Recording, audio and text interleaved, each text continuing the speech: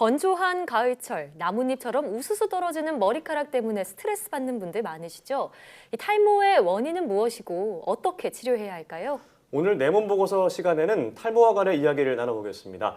가톨릭대학교 인천성모병원 피부과 김혜성 교수 나와 계십니다. 안녕하세요. 어서 오세요. 네, 안녕하세요. 네, 교수님 오늘 주제가 사실 저도 좀 질문이 많은 주제입니다. 네. 요즘 머리도 가늘어지는 것 같고요. 고민이 네, 많은데 어떡해요. 동정하지 마세요. 저뿐만 아니라 이렇게 탈모 때문에 고민하는 분들 굉장히 많아지고 있다고 들었어요. 굉장히 많죠. 실제로 국민건강보험공단 자료에 따르면 탈모증으로 치료받은 그 환자 수가 지난 5년간 100만 명 정도로 굉장히 예. 많은 것으로 나타났습니다.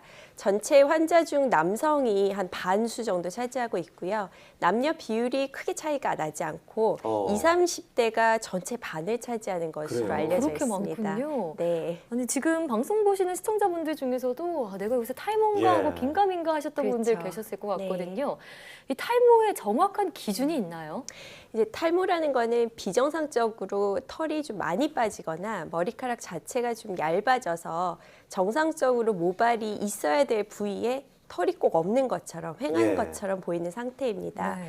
모발 주기는 우리가 생장기, 퇴행기, 그리고 휴지기로 나누는데요. 정상 두피에서 모발의 90%는 자라는 생장기고 10% 정도가 언제든 빠질 수 있는 휴지기 상태입니다. 예. 우리가 머리카락이 한 10만 개 정도 있는데요.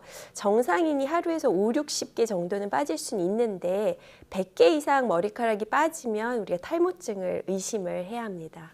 그럼 원래 빠지는 만큼 다시 자라나는 건데 더 많이 빠지면 이게 탈모라는 말씀이신 그렇죠. 거죠? 너무 과도하게 빠지는 네. 거죠, 네. 숫자가. 저도 내일부터는 이제 얼마나 빠지나 좀 세봐야 되나 뭐 그런 생각이 들기도 하고요.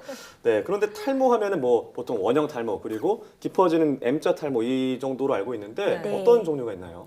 그러니까 가장 흔한 탈모로 우리가 원형 탈모, 그다음에 안드로젠 탈모, 그다음에 휴지기 탈모가 있습니다. 예. 그래서 원형 탈모는 동전 모양으로 이렇게 털 빠짐이 두피나 또 몸에도 생길 수 있는 건데요. 부분적으로 생기지만 여러 군데 원형 탈모가 합쳐져서 머리 전체가 빠지는 형태나 아니면 전신의 모든 털이 빠지는 형태로 진행이 될 수가 있어요. 네.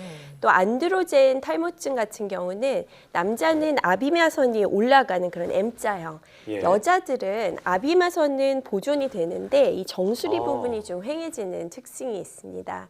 휴지기 탈모도 굉장히 흔한 형태의 그 탈모인데요. 네. 우리 큰 수술이나 아니면은 출산 후에 그런 육체적인 스트레스 후에 생기거나 아니면 다른 내분비 질환, 영양 결핍 후에도 발생합니다. 네.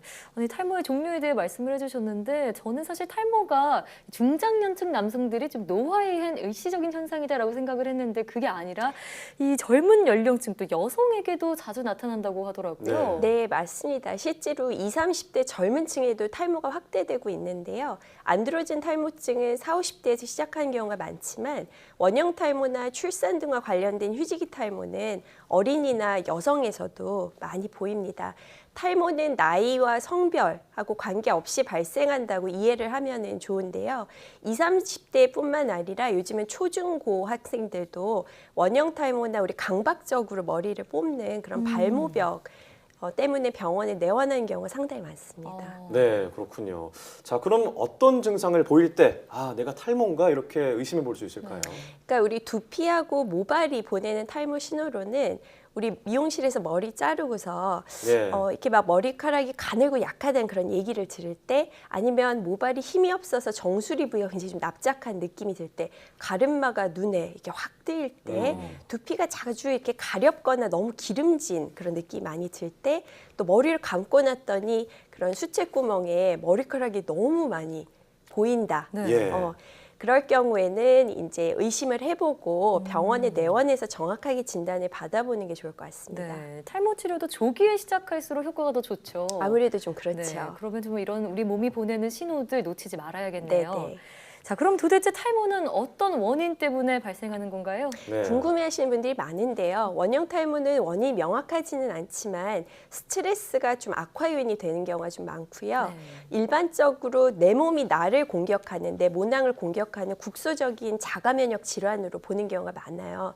우리 많은 피부 질환들이 면역이 약해서 나타난다고 오해하시는 부분이 있는데 원형 탈모는 오히려 과다하게 내 몸이 내 그 그 모낭을 이렇게 공격하는 그런 과도한 면역의 형태로 보면 됩니다.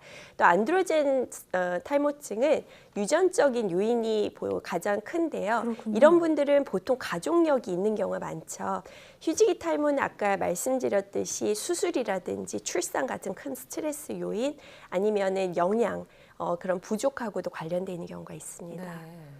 자, 네, 또 방법이 있을까요? 예, 그런 거 외에도 우리 나이 들면서는 모발이 점점 조금 가늘어지고 아무래도 빠지는 특징이 아무래도 있고요. 그렇죠. 네, 네. 요즘 미세먼지 심하잖아요. 네. 미세먼지 같은 경우에 이런 환경 오염도 탈모에 영향을 많이 미치는 걸로 되어 있습니다. 미세먼지도요. 네, 그리고 많이 질문들을 하시는데 염색하고 파마는 탈모하고 직접 관련은 없지만 네. 너무 이제 과도하게 할 경우에는 두피 염증이나 모발에 좀 손상을 줘서 이게 머리 빠짐이 되게 급격하게 진행하는 것처럼 보이게 할 수는 있습니다. 예. 또 술하고 담배도 두피 염증을 악화시키기 때문에 탈모가 있으실 경우는 최대한 좀 피하는 게 좋습니다. 네, 방금 말씀하신 리스트를 정리를 해야 될 것 같습니다. 자, 그런가 하면 탈모와 관련해서 뭐 여러 민간요법이다, 탈모 샴푸다 여러 가지 나오는데 네. 효과가 있는지 잘 모르겠어요. 자, 그렇죠. 그렇다면 이제 병원에서 치료를 받을 때는 어떤 방법으로 치료를 받나요?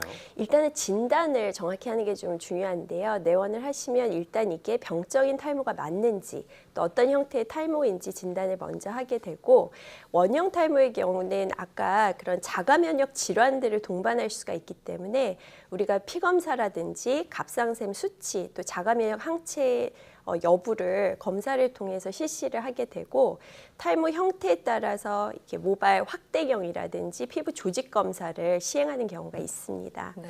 이 원형 탈모의 경우에는 침범 면적에 따라서 우리가 바르는 약만 처방하거나 예. 좀 심할 경우에는 주사 치료를 같이 병행하는 경우가 있고요.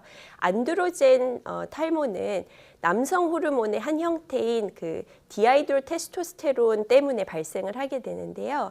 이 호르몬은 모낭을 작게 축소를 시키고 머리를 굉장히 좀 가늘게 만드는 그런 효과가 있습니다. 네. 그래서 이를 억제하기 위해서 약물 치료하고 우리가 바르는 약 굉장히 좀 잘 알려져 있죠. 그거를 사용을 하게 됩니다.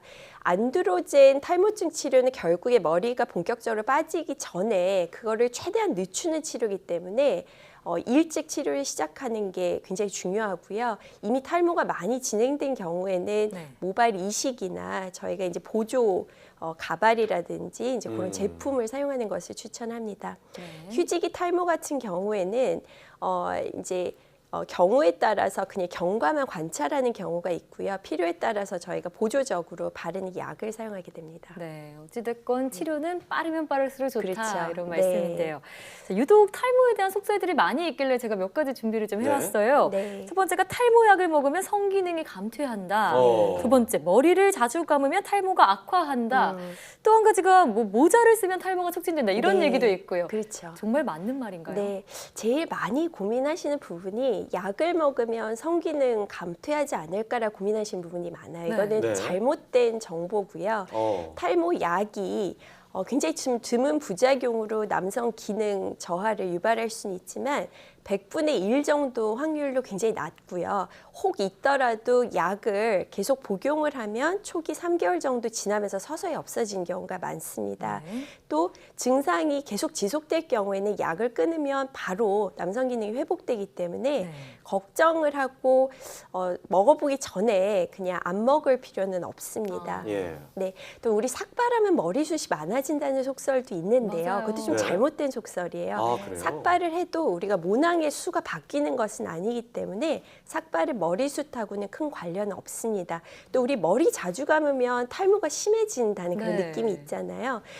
실제로 머리를 감으면 가볍게 붙어있는 머리카락들이 빨리 탈락은 하지만 이게 탈모의 경과에 영향을 주진 않습니다. 네. 자, 여러 가지 이 원인들을 살펴봤습니다. 자, 그럼 탈모를 예방하는 방법 어떤 게 있을까요? 어찌 보면 기본을 지키는 게 굉장히 중요한 것 같아요. 그래서 우리 균형 잡힌 그런 식사, 그다음에 충분히 잠을 자는 거. 요즘 스트레스 요인들이 굉장히 많은데 그거를 편안하게 대할 수 있는 마음가짐이 굉장히 좀 중요한 것 같습니다.